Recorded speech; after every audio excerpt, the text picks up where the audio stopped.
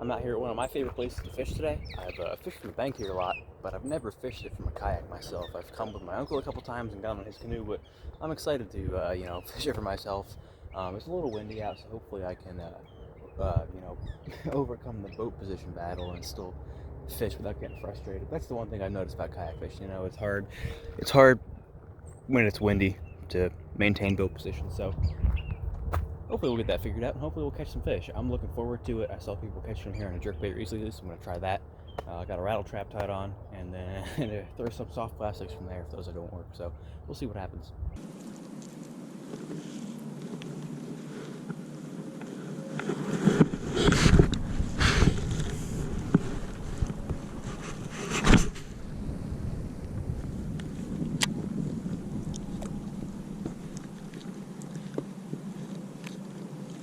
Jerkbait on a kayak, this is weird.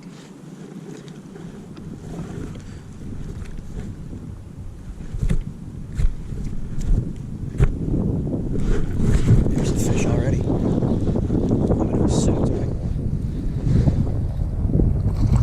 Yep. There he goes. Sweet.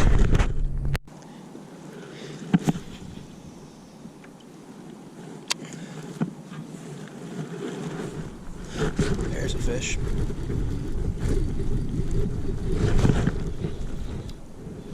That one feels better.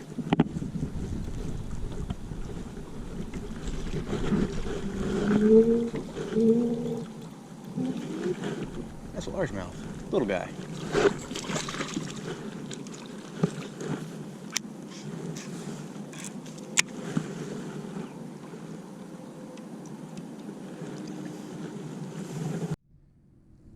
That's a nice little largemouth. Just came on the jerkbait. I don't know if the camera was recording there or not, but yeah. So we'll get him back in the water. Sweet. That fish came on a, this is a custom jerkbait I had designed. It's a Megabass Vision 110 body. It's called Extreme Perch. Scott over at Psycho Fish Lures makes them. It does really good work, as you can see. It's an awesome perch color. I use it up on Lake Erie a lot when I fish there, but this is the 110+1 mold, so it has the deeper bill.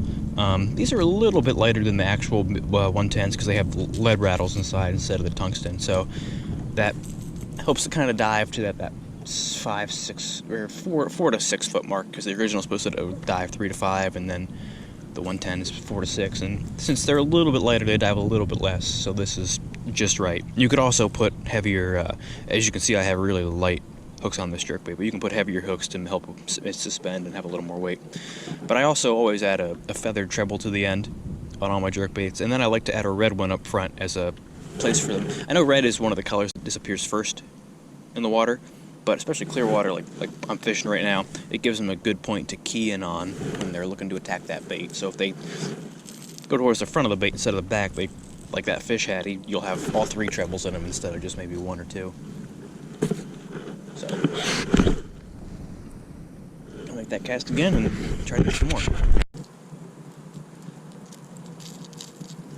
just want to see what it looks like in the water.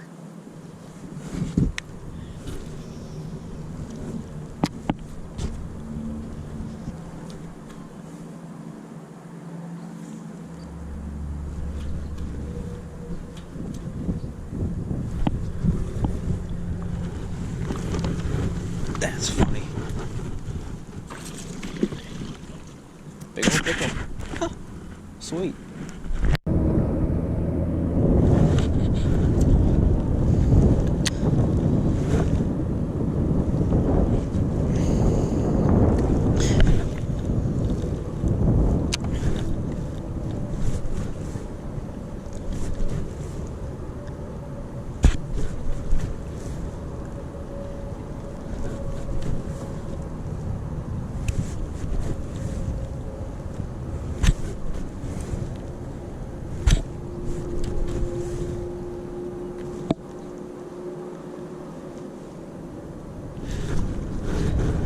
There's a fish.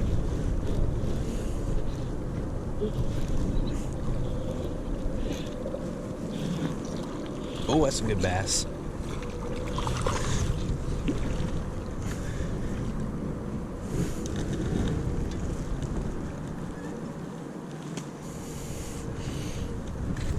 is a good largemouth. Sweet. That's a largemouth. That's really freaking awesome. We'll get him back in the water. Ooh, get your pinchers off my sweet. Heck yes. Let's go. This is the weapon of choice. Once again, that custom jerkbait I had made, Extreme Perch, got a real nice gold glimmer on the back. But I'm casting out off this point. These banks are really steep, and it has a couple of points on this lake, but getting a long cast and then bringing it up over these ledges and drop-offs, it's telling me that they're not spawning yet, but they're getting ready to. They're staging and getting ready to pull up. I've seen a couple bluegill beds, no bass beds. So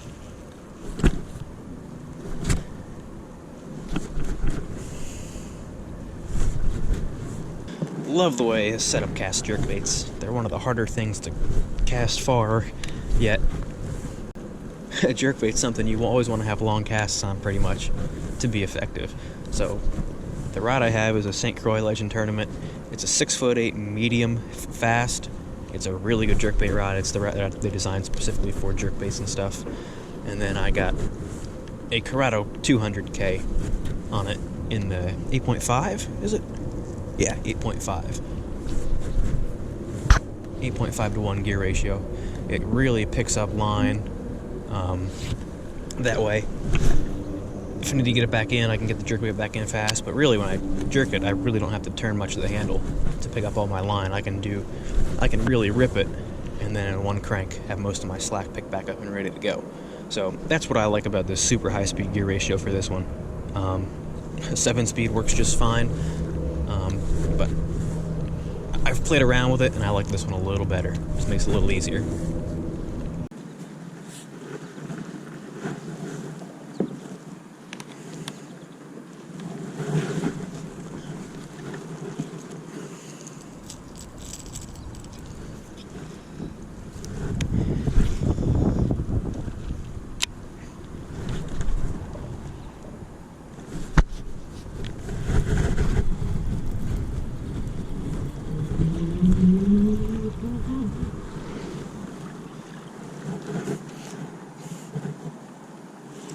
Little guy. Easy, easy. Next spot, another fish. Sweet. Try to get him back in the water. Got some black spots right above his gill. That's pretty cool.